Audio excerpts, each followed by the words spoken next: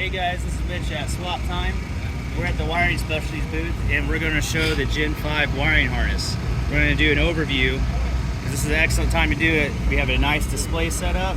We have a vehicle right behind us, my Tahoe, with it installed. So this is the harness you'll get for the LT1, pretty much any Gen 5 platform, the LE3s, LE6. It's all from the engine bay side, it's all seamless loom. And it has fiberglass loom on the high heat areas.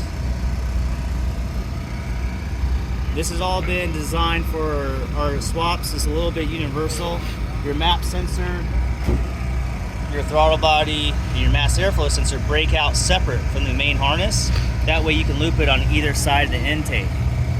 We also have different transmission options available that plug in. So they're easy to change out and it makes it easier for us to get a lot more product out. Right here we have the CAN bus module with a built-in neutral safety relay next to it. And this is part of the magic of the system. Because there's other companies that make these harnesses. We want to incorporate modern technology. So this will do quite a bit of extra functions just like your new vehicles have. You'll have tap shift, you'll have tow haul, cruise is coming out. You have built-in neutral safety, you have backup lights, you have a tack output, you have a speed output. Quite a few things to do, even AC control. This will have cutouts for high RPM, low voltage, things like that to operate your compressor. Even the relay for your AC is in the main box here. You got your fuel pump relay and you got your power relay. You got a nice Bussmann Eaton box. And looking on from over here, again, this is all the marine heat shrink. So this stuff is rock solid. The wires really can't get pulled out too easy. This is as strong as you can make a harness. You see your main ECU, you see the size of it. And like I said, this is the E92 controller for the 2014 and 2019 vehicles. Down here, this is pretty neat. This is your pedal. So people use different pedals, of course. It's already labeled Corvette or Camaro pedal. So that's what this is designed for. If you have a truck pedal, the truck pedal will snap right in. Very easy to do. Down here, people ask how complicated is this to install? Well, really, you install the main harness onto your engine, and these are your flying leads. You got your ignition wire, that's one of the primary wires you need to hook up, your starter, and your fuel pump. You hook that up, then you're up and running. These other wires are extra functions that come out here that are already discussed. So you can hook these to your gauges. You just hook them up as needed. We have AC for your variable displacement compressor. So you have both connections here, and this is very important. This is your AC pressure sensor connector. By using this and having the sensor installed in your high side line, the ECU knows your pressure. By it knowing your pressure, it can control the fan, and our module can control the AC compressor safely. If you don't have enough refrigerant or the pressures are too high, this will safely turn your compressor off to protect your system. We're going to go over the engine connections here on this Gen 5 harness. So we're going to start from the back of the harness, working our way forward. Everything's marked in heat shrink. This is bank 2, O2. Bank 2 is your passenger side O2 sensor. Okay, so that's for your O2 sensor. Next, we'll follow this fiberglass loom. See, this fiberglass loom is your high heat areas. This goes to your starter stud for battery power. Your starter stud still gets power off your battery directly off a much thicker, like 2 gauge or 0 gauge power wire. Next, you got your starter wire that plugs into your starter or your starter solenoid for it to activate. Crank sensor. Crank sensor is located behind your starter. You have to remove your starter to plug this in. Crank sensor. Next, we got bank 2 knock sensor. It's located right above your crank sensor. This is your knock sensor. Coming back down here, these 12-pin plugs right here, this is your fuel injection. It's labeled bank 2. Again, bank 2 is your passenger side. Plugs in underneath your intake manifold. you'll have a ground. This goes to your cylinder head. Following this up, this is your coils. Even number coils indicates this is your bank 2 coil set. 2, 4, 6, 8.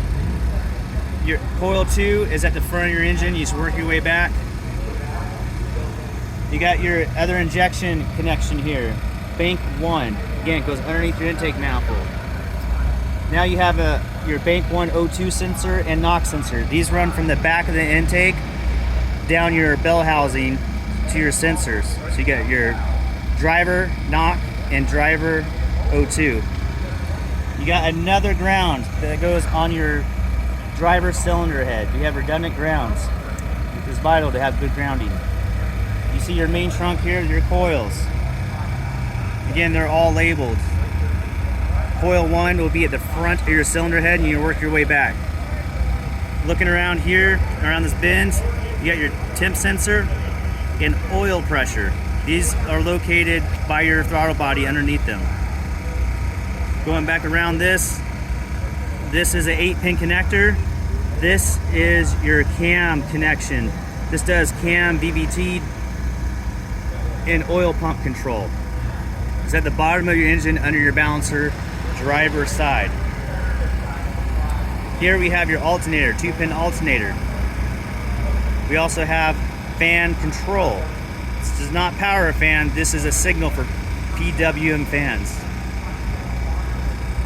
So we got this main trunk knocked out. Now we have this side. Your 3-pin connection here is your MAP sensor. Your MAP, MAP sensor, senses pressure. This connection right here is your throttle body. It's a 5-wire, but it's a 6-pin connection. This goes to your throttle body. This connection here is your mass airflow sensor. This is what sensor is on your cold air intake. Plug that in.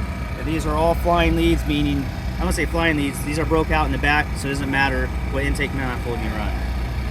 In the kit, you'll also get a power cable. So you can use this, and then you'll have your transmission. Whatever transmission you select is what you'll get. Coming back towards the back, we'll have your connections here. This connection, this is for the CAN bus box. Plugs into your module. Your OBD2 port for plugging in a scanner and doing programming. This light will indicate any trouble codes. It'll be lit up. Part of this other light is part of this system. This will just indicate functionality. This relay is your neutral safety relay. This will only allow it to start in park and neutral. So make sure your transmission is plugged in, and then it will allow it to crank over. This connection here is your interior harness, sub-harness. So this will come connected, and this will have your flying leads to hook up. And we went over that on a separate video. Down here we'll have your transmission connection. So this is to hook up your transmission pigtail. It should come already installed to the transmission. Down here is your AC wiring. So this will have your variable displacement compressor, connectors, and AC pressure, along with a ground for your AC system. And the last connection will have your pedal connection. You can choose in the box, it will come with 2 connections, a car pedal or a truck pedal. They're different pinouts, that's why there's 2 different connectors. If you have any questions about that, please contact us. We'll do some further explaining.